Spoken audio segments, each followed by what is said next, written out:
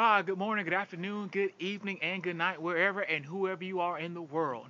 I greet you all in the mighty name of Jesus, and I pray that you are prospering even as your soul is prospering.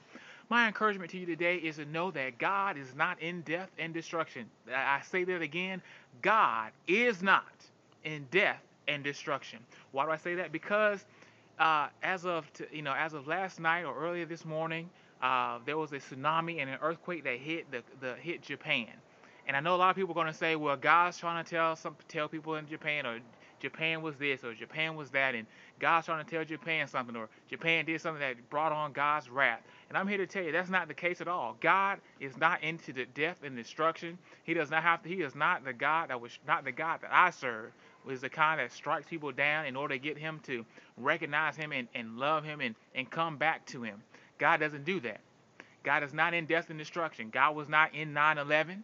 God was not in Hurricane Katrina. God was not in the tsunami that happened off the coast of India, or wherever it was a couple of years ago. And so God was in none of those things. He's not into death and destruction. He's not into causing people to be sick and beat down. That's not him. We all know that Satan is the one to blame. Satan, it says in John 10:10 that the enemy, the thief, comes to kill, steal, and destroy. But God has come to give us life and life more abundantly. And so my encouragement to you, I know you're going to be hearing that, God caused this to happen upon Japan, and God must be, mad at the world because he's causing so much destruction. No, he's not. God sent us his word. And if he was going to talk to us, he would have sent us his word he sent us his word through the Bible. And so we have his word knowing and trusting that that is the will of God for our lives. That God doesn't have to beat us down in order for us to love him because he loved us. He did everything he did everything for us to show that he loved us. And he sent his only begotten son to die for the world. So he doesn't need death and destruction to bring people back to him. He sent his son Jesus for that.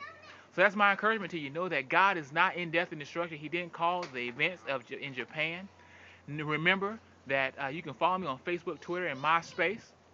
You can also subscribe to this channel by clicking on the subscribe button above. You can leave a comment or bit of response on my desk below.